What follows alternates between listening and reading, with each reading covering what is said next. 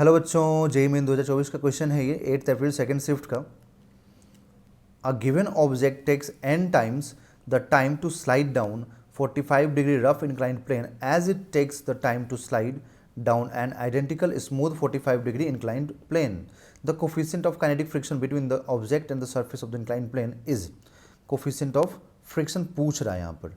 अब जो भी बोला गया ना उसको मैं डायग्राम से एक्सप्लेन करूँगा आपको। देखिए यहाँ बोला गया कि एक रफ इंक्लाइंड सरफेस है, ठीक है, एक रफ इंक्लाइंड सरफेस है एंड इस रफ इंक्लाइंड सरफेस से बोला गया कि एक ब्लॉक है और इंक्लिनेशन कितना है इसका 45 डिग्री है। इंक्लिनेशन पहले मेंशन कर देता हूँ, 45 डिग्री है। और बोला गया कि यहाँ पर एक ब्लॉक है, ठीक है, और इस ब्लॉक को जो टाइम लग रहा है, ठीक है, इसको थीटा ले लेते हैं। एक मिनट रुकिए, कंपोनेंट्स पहले ब्रेक कर दें। जैसे कि कंपोनेंट्स में जानते हैं कि इधर क्या आता है एम जी कॉस 45 आता है, मतलब कॉस थीटा आता है। तो इस साइड में क्या आता है एम जी साइन थीटा। तो ये एम जी साइन थीटा हो गया। बैकवर्ड डायरेक्शन में फ्रिक्शन एक्ट करेगा ब्लॉक के ऊपर, तो बैकवर्ड में फ्रिक्शन एक्ट करेगा यहाँ पर, ठीक है। तो बैकवर्ड में हो गया फ्रिक्शन, ठीक है। तो अब यहाँ पर फ्रिक्शन एक्ट करने के बाद भी, क्योंकि यहाँ पे काइनेटिक फ्रिक्शन एक्ट करेगा, स्लाइड तो कर रहा है, ये तो क्लियर बोल रहा है कि स्लाइड कर रहा है। तो ये जो पूरा जो डिस्टेंस कवर कर रहा होगा उसको कुछ आप एस मान लीजिए, ठीक है। तो स्लाइड कर रहा, तो इस पर एफ नेट देखेंगे आप, तो एफ नेट क्या लिखेंगे, एफ नेट लिखेंगे आप m g sine theta minus friction. तो यहाँ से एक्सेलरेशन क्या आ जाएगा, एक्सेलरेशन आएगा m into a is equal to m g sine theta into coefficient of friction. और इधर में नॉर्मल रिएक्शन तो एक्ट करेगा ही ना बच्चों, तो नॉर्मल रिएक्शन तो यहाँ पर एक्ट करेगा, ठीक है। और नॉर्मल रिएक्शन किसके बराबर होगा, एम जी कॉस थीटा के बराबर होगा। तो m g sine theta minus coefficient of friction into normal reaction that is m g cos theta, ठीक है। तो यहाँ से मास कैंसिल कर दीजिए तो आपको एक्सेलरेशन मालूम हो जाएगा। तो यहाँ पर स्लाइडिंग के मतलब फ्रिक्शन वाले केस में इसको 1 मान लेते हैं।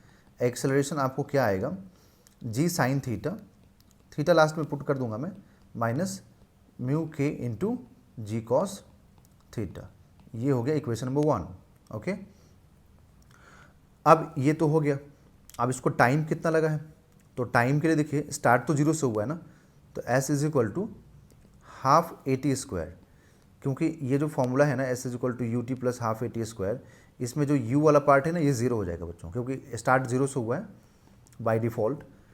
तो s इज इक्वल टू, अब यहाँ से टाइम देखिएगा, तो टाइम का फॉर्मूला क्या आएगा, टाइम का फॉर्मूला आएगा यहाँ से √/2s, क्योंकि ये s इधर मल्टीप्लाई होगा अपॉन a, ठीक है। तो यहाँ पे एक्सेलरेशन a1, ठीक है। तो यहाँ से हम लोग लिखेंगे कि 2s upon g sine theta minus mu k into जी कॉस थीटा, ठीक है। अब बोला गया कि जब स्मूथ सरफेस पे होगा तब जो भी टाइम लगेगा उससे ज़्यादा लग रहा है किस पे, फ्रिक्शन वाले पे, क्योंकि फ्रिक्शन है तो अपोज करेगा ना, और अपोज करेगा तो ऑब्वियस बात है टाइम ज़्यादा लगेगा। तो यहाँ पर वही ब्लॉक, सेम इंक्लाइन प्लेन, सिर्फ स्मूथ रहेगा, फ्रिक्शन काम नहीं करेगा। तो फ्रिक्शन काम नहीं करेगा तो इधर में एम जी कॉस थीटा और इधर में क्या एक्ट करेगा, एम जी साइन थीटा। और इस बार जो है ना फ्रिक्शन है नहीं यहाँ पर, तो इस बार एक्सेलरेशन क्या लिखेंगे आप, तो एफ नेट किसकी वजह से ये स्लाइड कर रहा, एम जी साइन थीटा की वजह से, ठीक है। और थीटा 45 है, लास्ट में पुट कर देंगे हम लोग।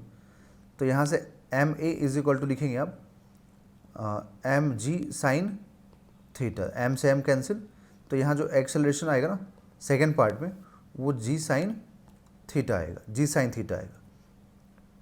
तो यहाँ से टाइम का जो फॉर्मूला निकाले थे हम लोग वो क्या था, 2s अपॉन एक्सेलरेशन √, तो यहाँ से T2 लिखिए। तो T2 इज इक्वल टू, मतलब स्मूथ के केस में यहाँ पर T2 is equal to 2 into s. अब ये तो सेम है और यहाँ पे सिर्फ क्या आ जाएगा, जी साइन थीटा। अब देखिए क्या बोला गया, ये हो गया इक्वेशन नंबर 2। अब बोला गया कि जो टाइम उसमें लग रहा है ना वो इसका n टाइम्स ज़्यादा लग रहा है, मतलब पहले वाले, मतलब फ्रिक्शन वाले केस में जो टाइम लग रहा है ज़्यादा टाइम लग रहा है, किससे ज़्यादा लग रहा है, सेकेंड वाले से। कितना, n टाइम्स। स्मूथ वाले से n टाइम्स ज़्यादा टाइम लग रहा है इसको। रीज़न क्या है, क्योंकि वो फ्रिक्शन है, तो फ्रिक्शन है तो अपोज करेगा ना बच्चों, अपोज करेगा तो फिर टाइम ज़्यादा तो लेगा ही लेगा वो। तो हम लोग यहाँ पर रखेंगे, देखिए इसको यहाँ पर रख देते हैं कि 2s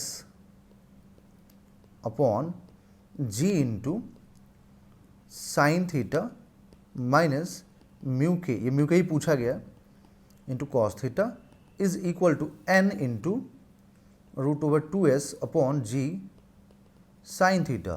तो देखिए ये 2s अपॉन जी कैंसिल हो जाएगा, ठीक है, 2s अपॉन जी कैंसिल होगा, और फिर बोथ साइड में यहाँ पे स्क्वायरिंग भी कर देंगे।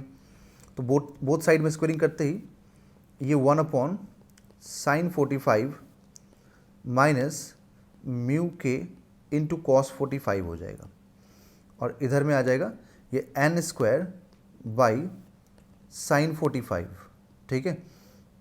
हमें यहाँ पर n का वैल्यू चाहिए, हमें यहाँ पर बच्चों n का वैल्यू चाहिए, तो उसके लिए हम लोग अब क्रॉस मल्टीप्लिकेशन स्टार्ट करते हैं।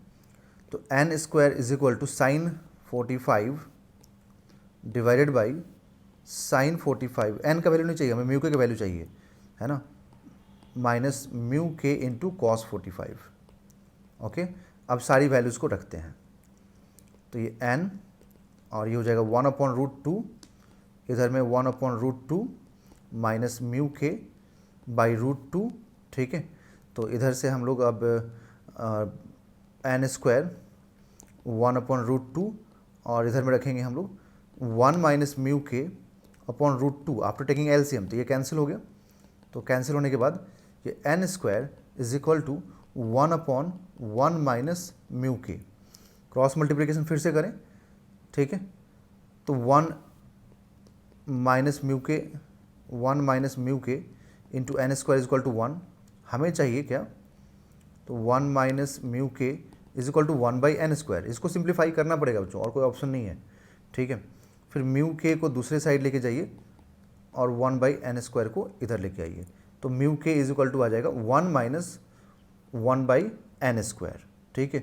तो इतना यहाँ पर कोफिशिएंट ऑफ फ्रिक्शन आएगा, तो 1 minus 1 by n square, that is option number 4 is right answer.